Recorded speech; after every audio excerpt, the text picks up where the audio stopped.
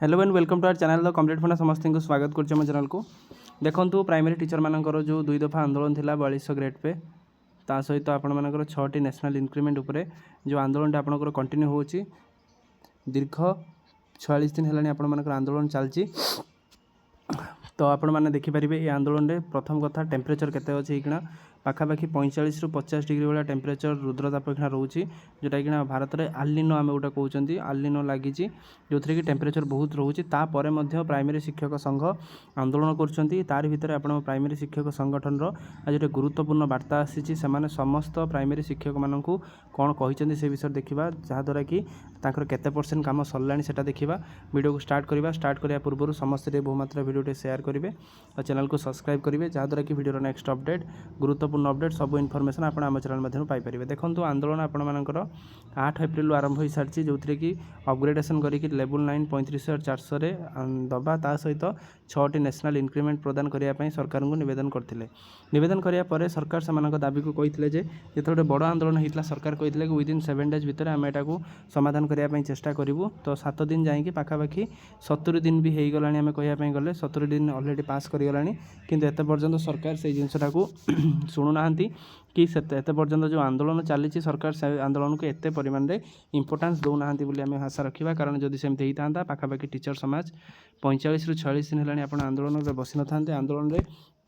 बसवा सत्वे सरकार से सरकार विभिन्न ऑर्गन जमी चीफ मिनिस्टर हूँ सीएम हूँ कि राज्य बीजेपी हेड हूँ ता सहित school and mass education minister हूँ कि हाई लेवल एक्सपर्ट कमिटी आपंकर हूँ कि आपर डिजास्टर मैनेजमेंट रेवेन्यू मिनिस्टर रहिले से कहते समस्त से भेटी जो आपर आवाहक जी रहिले रामलाल पटेल सार नेतृत्व में आंदोलन गोटे स्मारकी आंदोलन हो सारा अलरेडी तो आउ पछु घुंचार कौन प्रश्न ना तो यही 45 दिन आंदोलन भितर कौन संघर सदस्य मैंने कहते आपंकर प्रेसिडेंट कौन कहते देखापी पड़ो तो जो जिन लिखाई विभिन्न ब्लॉक एवं विभिन्न नेतृत्व मानकर ए सामिल करा जो कि आंदोलन जो कहुच्छे आप बहुत परिमाण आसिक पहुँचतु लोअर पीएमजी आसिक पहुँचला पर ही सब जिन सफल हो पार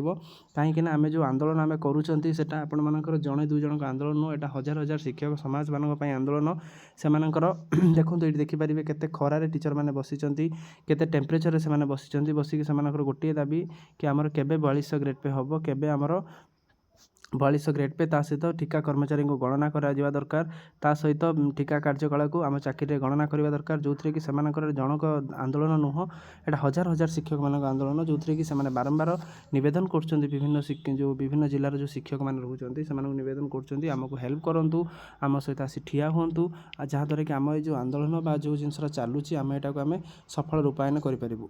कारण विदाउट मास विदाउट नंबर में कौन जिन है कौन जिन देखा जाऊना संघर कहया कथा पाखापाखि 90 ରୁ 95% काम सरीगला आ मात्र 5% काम रोचे बाकी से 5% काम केमी सफल रूपायन हो पार